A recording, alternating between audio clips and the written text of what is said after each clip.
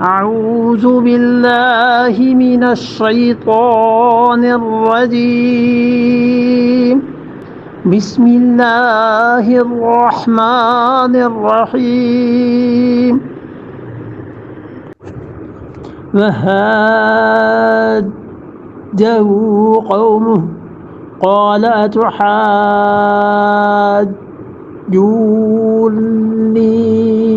في الله وقد هدان ولا أخاف ما تشركون به إلا أن يشاء ربي شيئا وسع ربي كل شيء علما أفلا تتذكرون.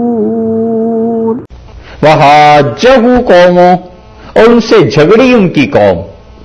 حاجہ کے معنی یہاں پر صرف یہی نہیں ہے کہ وہ بات بحث مباحثے تک رہی. حاجہ ان سے باقاعدہ جھگڑا کیا انہوں نے. قوموں ان کی قوم نے کس بات پہ جھگڑا کیا؟ مفسرین کہتے ہیں کہ مطلب ہے فی اللہ، اللہ کے معاملے میں جھگڑا کیا کہ تم ایک اکیلے وحدانیت اور توحید کو جو لے کے آئے ہو، تم کیسی بات کرتے؟ حضرت ابراہیم علیہ السلام غالباً پوری دنیا میں اکیلے آدمی تھے جو خدا کی توحید کے قائل تھے، اور ان کے مقابلے میں دوسرا آدمی نہیں تھا. ابن تیمیہ رحمۃ اللہ علیہ نے اسی لیے لکھا ہے ان کے متعلق ابن قیم نے کہ شیخ کہتے تھے کہ جب مجھے قرآن پاک کی کسی آیت کا سمجھنا دشوار ہو جاتا تھا تو میں 1000 مرتبہ گن کے استغفار اللہ سے کرتا تھا اور دعا کرتا رہتا تھا کہ خدایا اس آیت کو سمجھا دے. اور کبھی کبھی میں بالکل تاریک ویران مسجد میں کہیں چلا جاتا تھا اور اپنی پیشانی مٹی پہ رکھ کے کہتا تھا کہ اللہ جس نے ابراہیم علیہ السلام کو اس وقت توحید دی جب دنیا میں تیری توحید کسی کے پاس نہیں تھی، ایسے ہی مجھے بھی اس آیت کا علم دے دے اور میں اس بات کو نہیں جانتا. ابراہیم علیہ السلام کو اللہ نے یہ چیز سکھائی. حاجہ قومہ، ان کی قوم نے ان سے جھگڑا کیا. کس معاملے میں؟ اللہ کے معاملے میں. قال اتحاجونی، انہوں نے کہا اچھا تم میرے ساتھ جھگڑتے ہو فی اللہ، اللہ کے معاملے میں. یہ ہے نا فی اللہ، یہی مفسرین کہتے ہیں یہاں ہے کہ حاجہ قومہ فی اللہ، ان کی قوم نے ان سے جھگڑا کیا تھا اللہ کے بارے میں. انہوں نے کہا تحاجونی، تم مجھ سے جھگڑتے ہو اللہ کے بارے میں. اور بعض قراء نے اسے پڑھایا کیا تحاجونی، انہوں نے بغیر شد کے بھی پڑھا ہے، وہ بھی قراءت مسلسل ہے اور رسول اللہ صلی اللہ علیہ وسلم سے ثابت. انہوں نے کہا تم اللہ کے بارے میں مجھ سے جھگڑتے ہو کہ اللہ تعالیٰ کی ذات ایک ہے نہیں ہے، اس کے ساتھ شریک ہونا نہ ہونا، ان چیزوں کے بارے میں، اس کی ذات اور اس کی صفات کے بارے میں. اللہ کی کون سی صفات کے بارے میں انہیں ٹھوکر لگی تھی، یہ آگے آ رہی ہے بات. وقد ہدان، اور اللہ نے کیا کیا ہے، اس نے تو مجھے راہ دکھا دی ہے، وہ مجھے سجھا چکا ہے. اسی لیے قرآن نے دوسری جگہ پر کہا ہے کہ ابراہیم علیہ السلام آئے اپنے پروردگار کے پاس بقلب سلیم، ایسا دل لے کے جو بالکل سلامت تھا، جس دل میں کوئی عیب نہیں تھا، جس دل میں کوئی روگ نہیں تھا. ولا اخاف، اور میں بالکل نہیں ڈرتا، ما تشرکون، جن کو تم شریک ٹھہراتے ہو، بہی، اس کے ساتھ، یعنی اللہ کے ساتھ جن کو تم شریک ٹھہراتے ہو، میں بالکل ان سے نہیں ڈرتا. اس کا مطلب یہ ہے کہ انہوں نے دھمکیاں دی.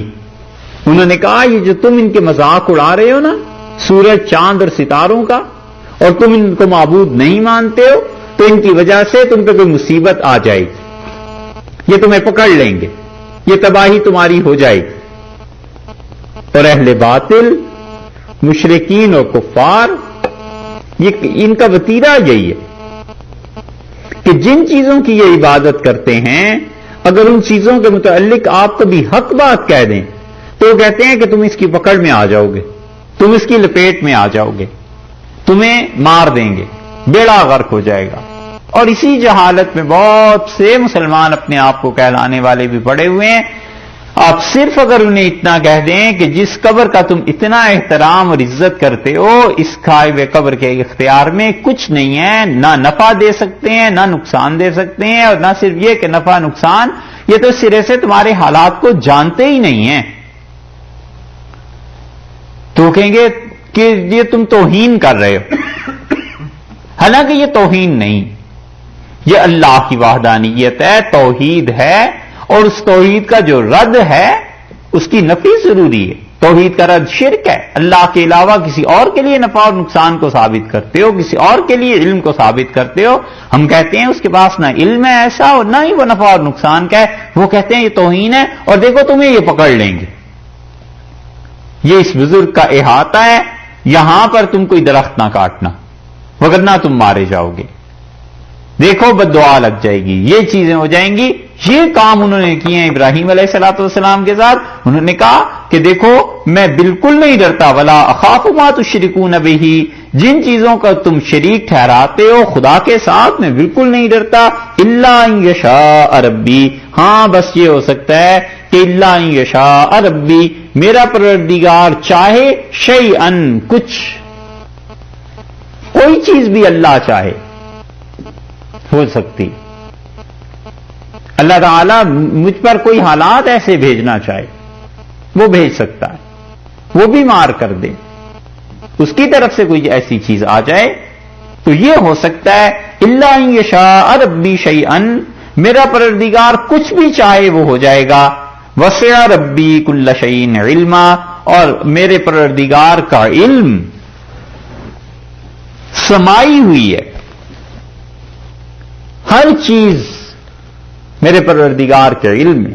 وسع ربی کل شیء، ہر چیز سمائی ہوئی ہے میرے پروردگار کے علم میں، ہر چیز اس کے علم کے اندر ہے، کوئی چیز اس کے علم سے باہر نہیں ہے۔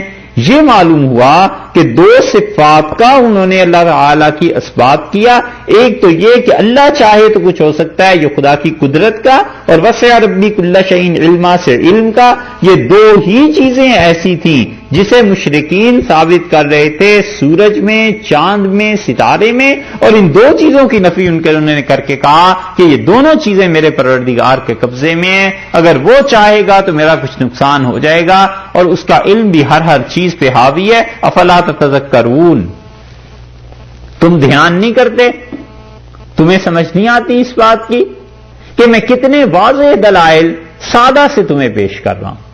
اور انبیاء علیہ السلام کا طریقہ یہی رہا ہے کہ وہ لوگوں کو بہت زیادہ لمبی چوڑی فلسفے کی مباحث میں نہیں ڈالتے، نہ علمی مباحث میں، وہ سیدھی سادی چیزوں سے استدلال کرتے ہیں کہ یہ دیکھ لو اور یہ دیکھ لو، اس سے تم خود ایک نتیجے پر پہنچ جاؤ گے۔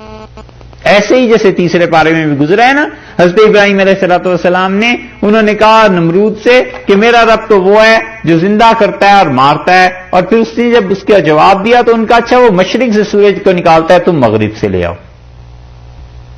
ایسی سیدھی سادی باتیں، یہ ہے انبیاء علیہ السلام کا طریقہ، اور یہی طریقہ تبلیغ میں کام آتا ہے کہ اسلام اگر پھیلانا ہو اور غیر مسلموں کو تبلیغ کرنی ہو، بہت زیادہ علمی چکروں میں نہ پڑے، بس سادہ سادہ باتیں کرے ایسی جو اس کی بھی سمجھ میں آئیں اور اپنی سمجھ میں بھی آئی ہوئی ہوں، وگرنہ جتنے علمی اور دقیق باریک مسائل میں پڑ جائے گا ان لوگوں کو فائدہ تو ہوتا نہیں، اور کبھی کبھی آدمی خود بھی پھنس جاتا ہے۔ صاف بات انہوں نے کی، انہوں نے کہا ایک تو نفع اور نقصان وہ میرے مالک کے قبضے میں، اور علم وہ بھی اللہ کے علم میں، ہر چیز سمائی ہوئی ہے۔ افلا تتذکرون، تمہیں یہ بات سمجھ نہیں آتی اور تم مجھے دھمکیاں دیتے ہو؟ اچھا